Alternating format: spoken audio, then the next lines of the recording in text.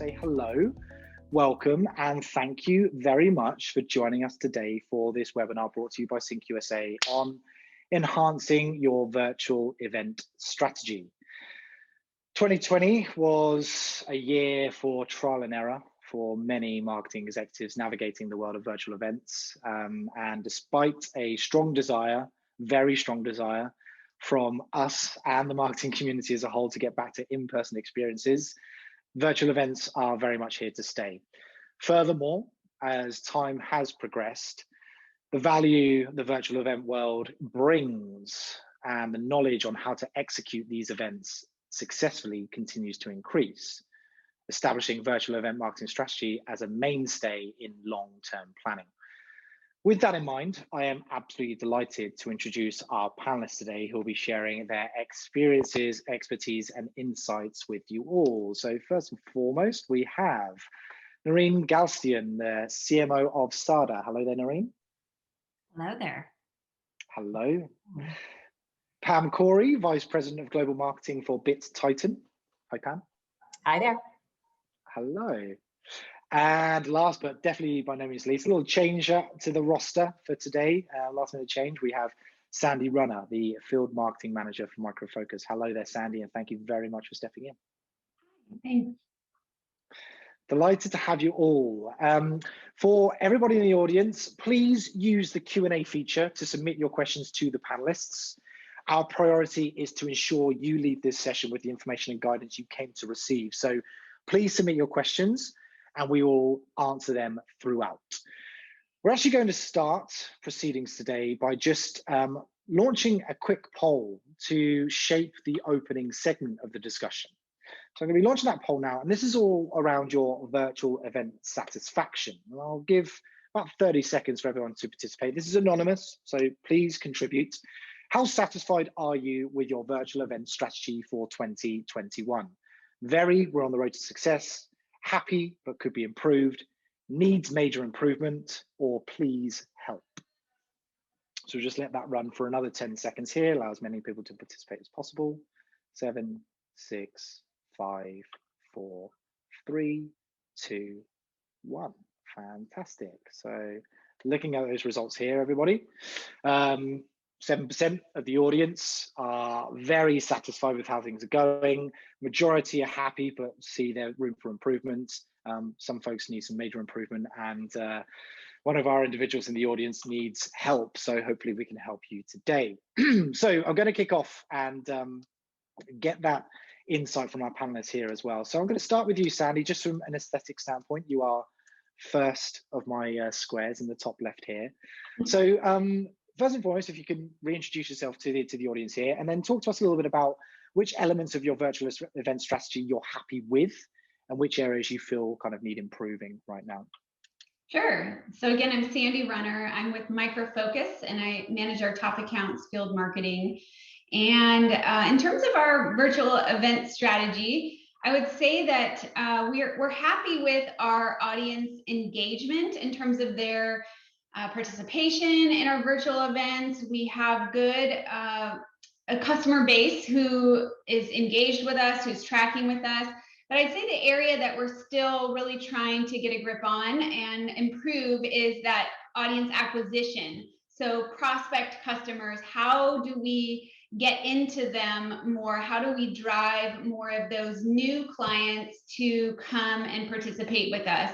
I think our existing base is really loving the virtual event format. They have a great time with us on our virtual events. They are asking questions and participating, and I think really connected. But again, it's that strategy of getting back out there. Our marketing mix is diminished in terms of the various modes that we can get to those customers, and everybody's using the same channels. So how do we get to them with those unique offerings, those unique abilities to create a relationship when we don't already have one in existence? Fantastic, thank you very much. Yes, acquisition, very, very tricky. We can certainly tackle some of that. Moving down here to Noreen, same question to you. I mean, over at SADA, how are you guys getting on? Are you satisfied right now? Are there specific areas you've identified that require improvement that you're having challenges with? Sure. Good morning, good afternoon, everyone. Noreen Galstian. I'm CMO at SADA. So we are a cloud consulting and implementation services firm. We have tested out a variety of virtual events, some on a large scale, webinars, primarily, targeting the IT or technical community. We see great attendance when it's more of a deep dive, comprehensive workshop, where they're actually learning, not high level information. So if it's something too high level, we're seeing a higher drop off. They'll come back and view it on demand. But if it's an actual class or workshop, the attendance is higher and they're much more engaged. We also have tested out much more intimate events. Our top accounts, maybe 10 to 12 people. That's very high touch, very executive, focused, where we also bring our CEO and CTO to the mix, and those always get great engagement. There's great conversation. Everyone wants to still network, right? And they still want to tap into that network every opportunity they get. So that intimacy provides more of a, confidential kind of meeting setting where people can really comfortably share. So we've seen a lot of success there, but the work is never done. We're still testing. Large scale versus intimate events. We will have that tackled as well at some point during this session. There's definitely pros and cons to both with great value, just all in the execution. And then finally down to Pam. Hello there, Pam. If you could just reintroduce yourself to the group. And again, talk to us how satisfied you are with your strategy right now. And also just a continuation from there, what are the biggest challenges you've experienced with hosting? Sure. Hi, everyone. Pam Corey. I'm Vice President of Marketing with BitTitan. I'm talking to you right now from my kitchen in Seattle. And when we think of virtual events, we've always had a very strong webinar program, even pre-pandemic. And so when I look at that program, those actually provide us the best leads that convert to real opportunities. And we see that continuing. We do see part of the registrations, like maybe there's a bit of a webinar fatigue going on, but we do still see those, people who register, not even if they actually attend, but those are the most valuable leads converting into real business for sales. So very important data point. Since the pandemic started, we took what would typically, I think we would refer to them as lunch and learns or, breakfast style events, smaller, regional. We've taken those types of events and made them really very informal, almost like you were, as much as we could simulate sitting around a table. Much like Noreen said, those tend to be very technical or topic specific. And we're exploring what topics work. Sometimes it is somebody presenting their case study, how they were successful among their peers. And frequently it might be a customer example, how maybe one of our partners solved a customer example. If I take a look at opportunities for improvement, it does go back originally to what Sandy said, and that is audience acquisition. How do you get the word out? We do a number of things on social and the email and fairly typical activities that I'm sure most of you are doing. What we're trying to understand is how best to socialize and promote through our partners, with our partners, and not quite to the level of having them have a sponsorship and a commercial at the beginning and make it that much more formal, because I think that's more in the opposite direction. But how do we make it easy for others to socialize the event as well? We are looking at more doing an advisory board type of format, and again, both for customers as well as for partners.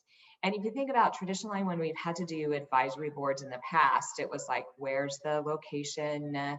You know, what kind of dinner, you know, what kind of gifts, and there would be a lot involved.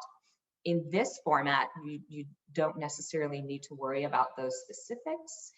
And we can make it informal and engaging. When I think personally right now of the events that I have gotten the most out of, that I like attending virtually, it are those ones that enable people to engage and feel comfortable talking to others, asking questions, and having that interaction. And I think those of us as marketers really need to remember how to turn our virtual events into that human interaction, socialization that we're all really craving a lot of now. Some fantastic points there. And obviously you ended up on engagement. And I'm going to come to Sandy with this question because it came in from the audience and she had the courtesy of typing an answer to that specific member who asked the question. But Sandy, you did speak about that your levels of engagement are good. So the question came in was, what are you doing that makes engagement so good? As a lot of folks do struggle with that. Yeah. So really kind of what Pam was just saying in terms of creating a human element to it. I think, you know, we certainly have those kind of larger webinar or mass marketing type events that we run, but a lot of our event strategy has really tried to move towards tailoring to an account-based marketing approach. You know, either account specific or industry vertical specific. So really trying to target some commonality associated with the account or with the companies that are attending, and create an environment that is more intimate, that does feel more like an experience where we have everyone on camera, we're participating together. We try to really make sure that we have a very engaged host or engaging host who can bring in the audience, really chat with them, connect with them. And, you know, we've just had some really fun, really great relationship building type events where we do an experience together, but we also, of course, talk about the technical and specific interests that account or those vertical you know, connected accounts may have interest in, and so that they have the opportunity to ask questions. They have the opportunity to feel like they're getting some answers in a forum where they're relaxed and having fun, but also certainly learning something and engaging with us in a way that they can connect with both us, our product leaders, and their peers. Thank you. Noreen, I could see you nodding along to what Sandy was saying there. Is there something you'd like to add? Yeah, sure. Absolutely. I mean, to add to that, I think industry focus events are really important and allow that space for everyone to kind of share their industry specific challenges and pain points and solutions. We've been investing heavily into industry focused events. Healthcare is a big industry for us. So we're also working with organizations like Chime and Health Impact and HIMSS to be able to really drill down to the specific challenges of healthcare providers, health technology and life sciences, you know, and be able to allow that half hour or 45 minutes of the event to be focused on them and bring in customers that have had similar challenges to them that can really share those insights. I think that is by far gets the most engagement and has that kind of comfortable scenario of these people understand what I'm going through. And you can take that obviously into various industries that are, you know, important to you. And from an ABM or account-based marketing perspective, I think once you have your targeted account list, see how you can divide that up into specific industries and then, you know, really drill down on those personas and be able to get the challenges for each one. And it's okay to do more intimate events and not have to always do, you know, events that are attracting 500, 1,000 people, but really be able to drill down to maybe it's the top 25 accounts and how can you really cater to their specific needs. And that's where we see the majority of opportunities coming from after those events. And especially if you bring industry leaders into it, or experts that are kind of talking their language, right? Like for example, for healthcare, I mean, there's a lingo to their, challenges, and you really need to connect with them by having the right knowledge base to bring to the forefront. And, same with media entertainment, even government is another important. So we work with the eRepublic and GovTech and to do those types of events. So, industry, I think, is a key format for driving engagement. Yeah, I think the one other thing I'd like to add from the engagement perspective is, just like if you were facilitating your own discussion or group meeting, throwing out questions for the audience to respond to, at the very beginning for Jason to do a poll, right? So, are you taking advantage of using the poll tools, right? Because that gives everyone an idea of what their peers in that event are thinking, and maybe it's less intimidating if you don't want to actually be speaking up. But then also, going back to other marketing techniques, top tips, best practices, right? Everybody always wants, one or two new ideas. And I did want to comment on helping with engagement during the big third-party events that we don't do in person anymore. A lot of these are still happening virtually, and there's still 5,000 or 10,000. There's even more people attending because they don't actually have to fly to Las Vegas. One thing that we've done successfully is we've actually done a virtual booth. It's more of a question and answer, kind of a kit that's on the side, and we are promoting that and socializing that in some cases within the actual trade show event itself, but in most cases somewhat on the side. But we're setting that up and orienting it almost as if somebody came to the booth. What are those questions that somebody actually usually comes to a trade show and ask? Or what would we like to be saying to them to bring them in and discuss? And that's actually how we kind of arrange the little short videos and the little content that we provide, and try to simulate that experience as if they were attending an event, and trying to get people to engage with us, ask questions, almost as if we're bringing them into or in from the aisle, but more in the new digital virtual world. It's great. Some really great comments there. One of the things that I've actually heard spoken about a lot with large virtual trade shows is traffic to booths may not be very high, but the traffic to booth is for the right reason. You're not getting people coming by and saying, can I pick up that cuddly toy to take home for my kid? It's, can I come and talk to you, right? So there are obviously big pros and cons. You also mentioned in here around industry engagement, and we've seen that at SINC. We've seen, traditionally in the past, what we used to do at SINC with our in-person events were on a regional basis. The regional basis works great for networking purposes, to gather with folks from your region and kind of build that camaraderie and community. But when it comes to content consumption, it seems that industry is where there is definitely the highest level of interest. So focusing on specific industries and creating content specific for that industry as well, getting those folks together seems to be of more interest than gathering on a regional basis, because if you're based in the Southeast, for example, no different really when you're consuming content to what somebody in the Northwest would want to consume, right? But from an industry standpoint, it obviously kind of hits closer to the core. Follow-up question I have is around the large scale versus intimate. So it seems like people are kind of taking both routes to a certain extent.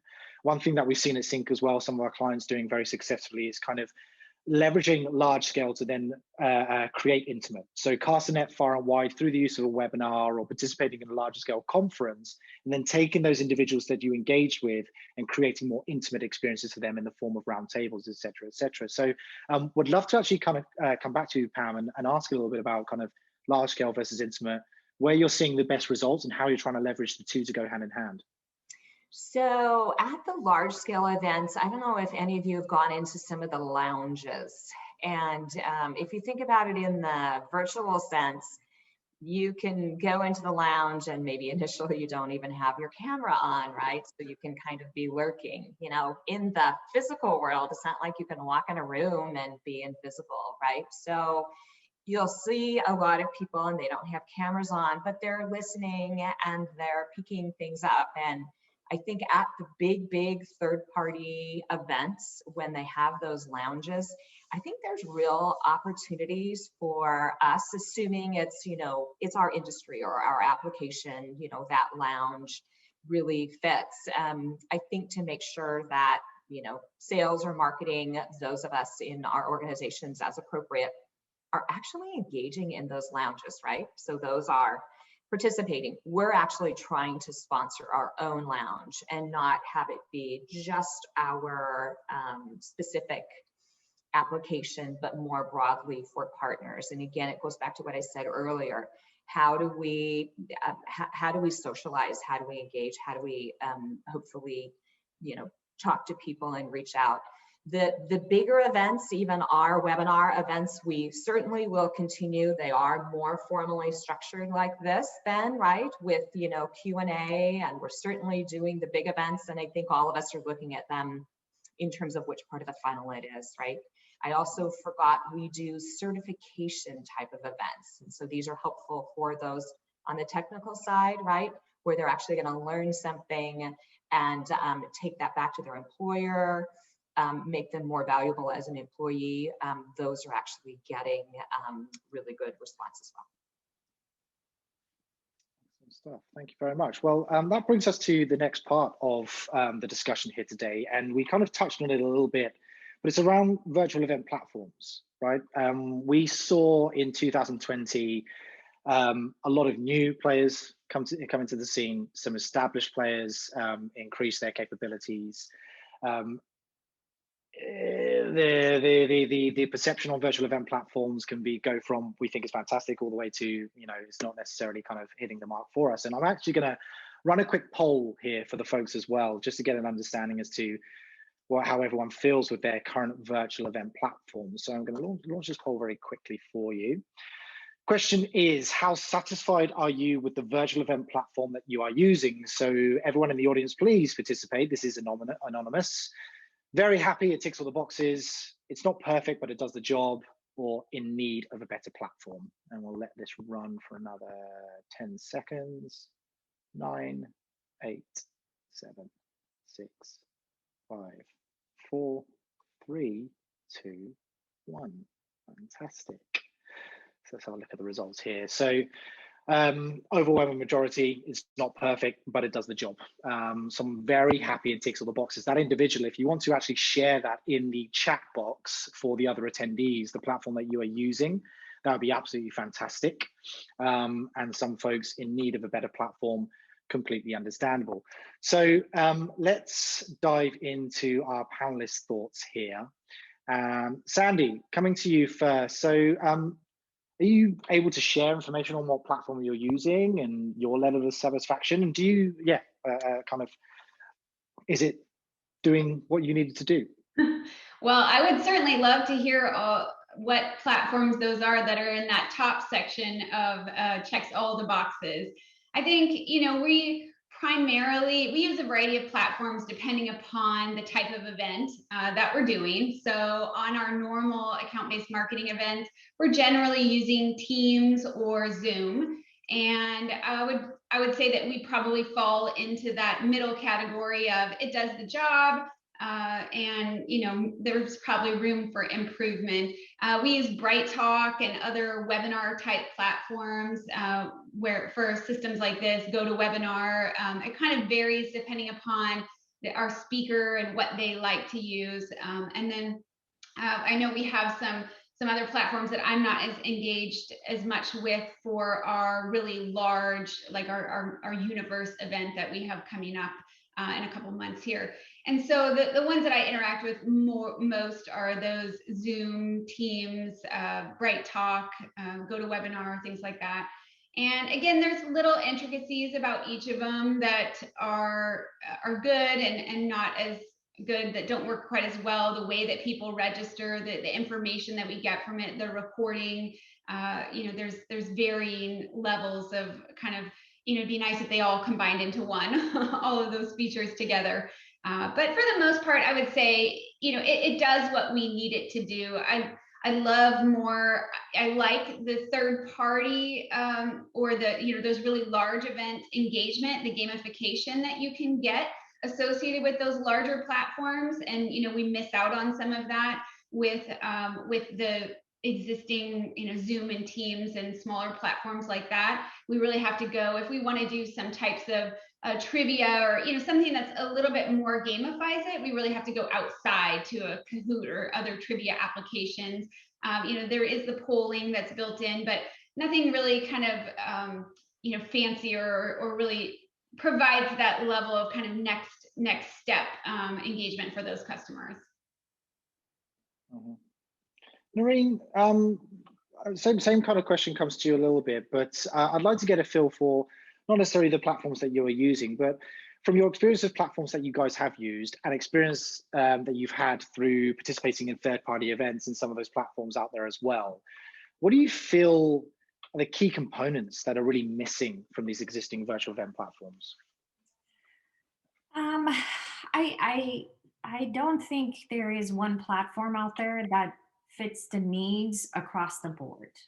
And I think like you really need to identify what your audience is or who your audience is and what type of engagement you want to drive, and then pick the platform. So most marketers I know use multiple platforms for engagement.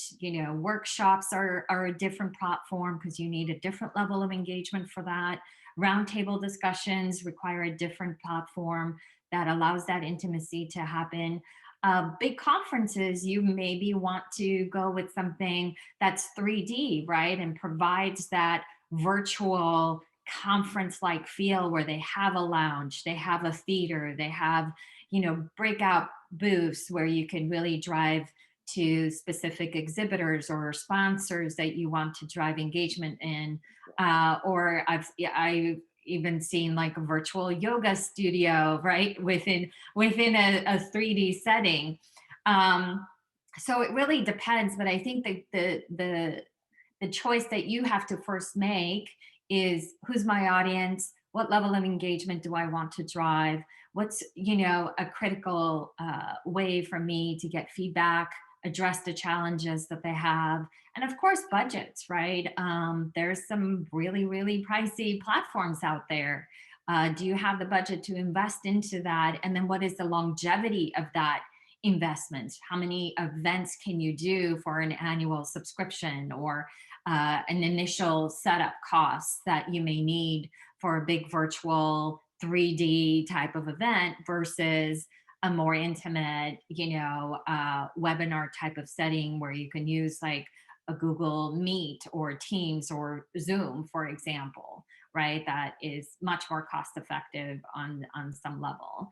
But, and then what third-party tools are they integrated with, right? Because you want to make sure that you capture those leads, you capture that engagement, and don't have to do a lot of manual work to do that. So is there integrations with your CRM or with some of the other tools that you already use that can make that an automated process? So when you're reporting and trying to take them to the next level of their funnel, you have that information readily available to you.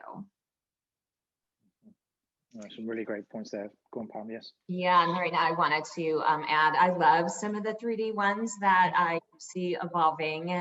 We're a small company. There's no way that would fit into our budget, nor kind of all the choices there. I was in one the other day and kind of laughing, like, they don't show us where the restrooms are. It seems like that used to be really important in all the industry, right? We don't need to know where the food is, right? That was never that great.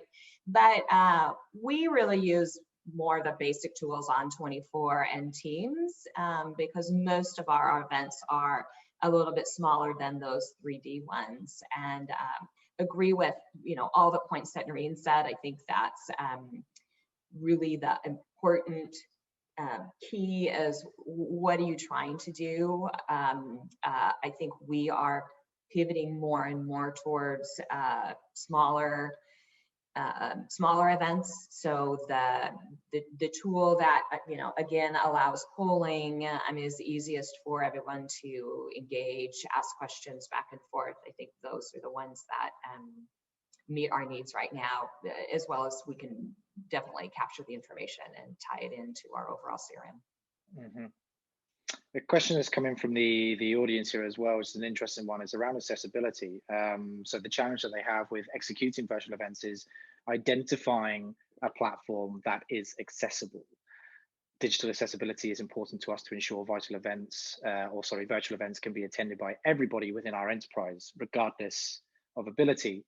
And this is a real challenge. There are certain platforms that some people simply can't get access to, firewalls that prevent it, permissions, et cetera. So any thoughts, I'm going to throw this up to the panel here. Any particular thoughts around that? What we've particularly found at us, and it's not necessarily the best route to go around, but you've kind of got to think of the masses and which platform do you feel the overwhelming majority would be comfortable using and are most likely to use. And that's the kind of tactic that we took a little bit, but at the same time that then narrows the field dramatically, and you don't necessarily get all those cool bells and whistles that come with some of the other platforms that might not be as accessible. So I want to toss that up to the group and see if anyone has any guidance or inputs on platforms that are accessible. Honestly, I found that Zoom has been the easiest, that people are the most familiar with. The most people have done it before. They're just most familiar with it and most accessible. Internally, we use Teams for most of our meetings, and so we tend to want to go that directions. But I have had people have challenges with Teams, not being able to get in, or just different access issues. And not being able to get on camera, they're just not as familiar yet. I think that could change over time because it is becoming a more predominant player. But so far, Zoom has kind of been our default, just because it really seems to be the most accessible, the most well-known. Most of people's children have been on Zoom, so they figured it out already. And so that's kind of where we tend to default. I really like GoToWebinar and GoToMeeting. But we've had some challenges as well with those, and some limiting of the number of people on camera. And what I like about those is really the reporting that I get out of it, the details around engagement from the customer. But again, we've kind of pulled away from it. We really only do that for very small, concentrated workshop type events where we have a customer base that we're very familiar with. For a larger population, we focus on Zoom. Fantastic, thank you. Yeah, as a third-party event organizer, we have assessed pretty much every platform out there to a certain extent to see which one fits. And honestly, folks, there's no real kind of formula to this. It really is kind of what is going to fit your needs most. Obviously, when you're participating in third-party events, you don't have any control over it. In your own events, it really is based on what are you trying to get? Is it accessibility? Is it gamification? Is it kind of like a funky experience with virtual, rooms and things like that? It really is down to you guys and what you kind of see as best. The reality is some big players are going to come to the surface over the course of this next year. There's probably going to be some acquisition and merging going on as well. And then we'll start maybe seeing 4 or 5 key players in the space that tend to hold a monopoly on everything. But for now, it's a bit of a race. My only advice would be, don't always look to those big players. Some of those smaller independent organizations can offer a greater level of customer service and hand-holding through the experience. Whereas the bigger players, sometimes you're just a number in the system and you're at the behest of customer service, wait times, or whatever it may be. So that's the kind of advice I would give on this area. As we round the corner, actually, into the final part of the session here, I am going to throw up another poll for folks. We just touched on it then about third-party events, and this is what the third poll pertains to. So first and foremost, it's going to be, do you foresee virtual events being a mainstay in your event strategy beyond COVID-19? We have had some senior marketing executives in some of these panels tell us they would love to see the back of large-scale in-person exhibitions for good. They would much rather go down the virtual route purely from a cost perspective, an accessibility perspective. but virtual events, I think, and this hybrid format is certainly going to stay. So we'll have this up for another few seconds and then see what folks are saying. Okay, interesting. So yes, majority are going to say yes, this is part of our mainstay. And as people learn more, they're going to figure out how to execute that alongside their in-person experiences as well. Interesting to see some people saying no, they don't see this as being part of their strategy, and would love to get an understanding from some of those folks in the chat feature, kind of why that might be. Some people undecided, of course, very difficult to make predictions for 12, 18, 24 months down the line, but that's great. So question to the panelists here, and I'm going to start with you, Noreen. Third-party events, obviously great success in some of the stuff you're doing internally, some of the intimate stuff and through your partners, etc. Have you guys started utilizing, you mentioned HIMSS in healthcare, for example. Is that something that's been more of your strategy now that you've got a bit more of an understanding of kind of navigating this virtual world? And talk to me a bit about the extent third parties will play in your strategy for this year. Yeah, I mean, we always had virtual events, right? Webinars were a key part of our marketing strategy, but we were heavily invested into regional, in-person events and certainly big conferences. But we're definitely going to continue investing more into virtual events, but be a bit more, as I mentioned, industry and solution focused.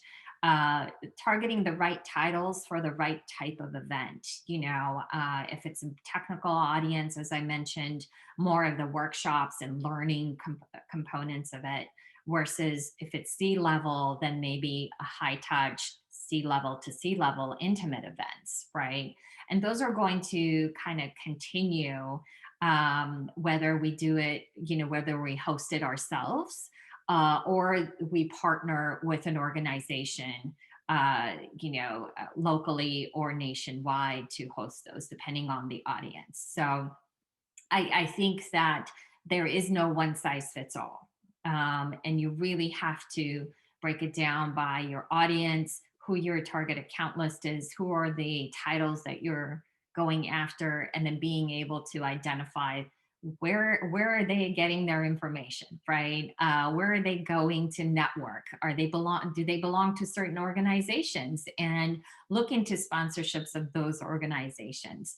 I think that we're just a little deeper into how do we engage when they have a limited amount of time in this virtual setting, right? When people used to travel to events 3 days, 4 days, they were just focused on their event, right? They were going to the dinners, the networking, the lunches, and now they're at home. They have distractions at home, right? Spouses, children, pets, you name it. So they have a limited amount of time that they can really focus and engage. So you want to come to the table with the most, important information for them to capture in that half hour, 1 hour time frame, and make it really worthwhile for them. Is again, from a networking perspective, from a learning perspective, thought leadership, and connections, right? At the end of the day, we all still desire that connection that we're making with other human beings. So I think travel will come back and conferences will happen again, but certainly companies who are seeing now that, hey, we can still get our accounts and we can still make the sale. Maybe we don't need, multi-million-dollar budgets for conferences and big booths and things like that. How can we be more budget conscious and continue that connection? So it's going to, I think still be virtual, maybe for another year or so before everyone feels comfortable traveling and being in person. But that just makes us, from a marketing perspective, really think of how am I going to be the subject matter expert for them that they come to get the information they need. How can I make this an opportunity for my audience to make that connection, that networking, being able to really make even introductions to people like we have here, right? Where then you can continue that conversation, you can connect through LinkedIn, you can get emails and be able to tap into that knowledge base on a one-to-one basis. So I think the investment has to, go beyond that first event or second event, and being able to continue that relationship from a virtual, setting. And you never, know when you're going to meet that person in person. So how can you continue that conversation and, be able to, look at, okay, what is the next event that would be valuable for this audience, right? It doesn't stop with just that first engagement.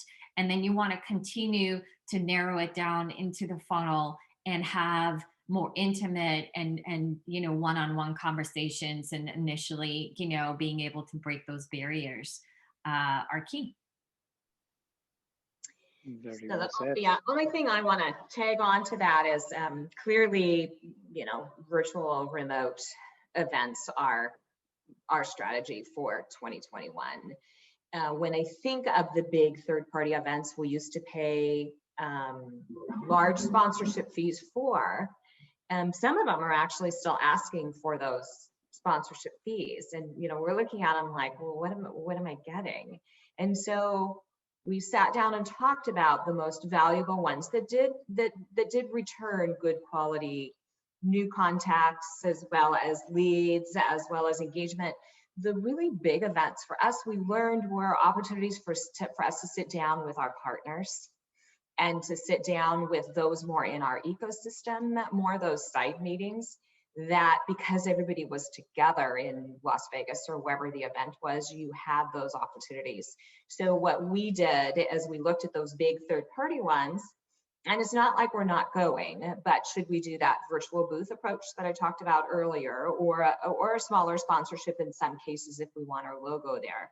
But how can we best capture those specific meetings? So do we increase our QBRs, or do we make sure we have a focus for those in our ecosystem that normally we would have met them at these kind of time frames where the typical industry shows occurred? And how do we ensure that we still have those opportunities to talk to those people? In many cases, though, instead of just, four of us squished around a really uncomfortable table behind a bunch of particle walls, in this environment, usually we actually have more people participating and probably a better conversation. People aren't late because they had to come all the way across the convention hall or something like that. So again, the bigger events, what was the real value before? And, I do think they're going to come back in some hybrid fashion, but virtual events are critical and the priority for all of 2021. Fantastic. And Sandy, I'd like to come to you for comment as well, just as we start closing out the discussion here on the same question, third-party events, and your thoughts on virtual being here for the long term. Sure, yeah. It really ties into one of your questions earlier about the audience engagement and how we use third-party events in conjunction with the owned events and the virtual events, and that is third-party events. I think especially even still virtual are that way to get that list of the new contacts. They're at least seeing our name out there. They're exploring the booth. They're walking around the virtual lobby and seeing our presence there. And so then we have that opportunity to reach out and then try to engage them for the more intimate. So I for sure still see a blend. Some of the really large third-party events, I think, are a little bit more challenging, but certainly those medium-sized third-party events where we can make some connections with newer prospects to engage in the then owned intimate virtual events. In terms of our own virtual event strategy, I would say that I foresee that definitely here to stay. I think that we will have that integrated even when we go back in person. I know for me, we've had some real challenges with in-person events in our larger metropolitan areas. Specifically, San Francisco is one. It's an oversaturated market. There's just a ton of people doing in-person type events, and we really had people not showing up because of traffic, prior to this COVID period. And I recall having a talk with my sales reps and saying, what if we, instead of doing a webinar or something, what if we all got on camera kind of in a virtual room and started having, kind of a virtual type of meeting instead, where everybody was on camera? And the sales reps, basically said, no, that's weird. I don't want to do that. Let's just keep trying the in-person. I really need to be there. I really need to be talking with them in the room. And I don't know if everybody's going to want to get on camera. That's so odd, such an odd setup. And here we are doing this. And I think everybody's become used to it. And really, we used to have to, in order to get to some director C-level, we would have to schedule out on their calendar at least 6 weeks. I mean, we always planned events at least 6 weeks ahead.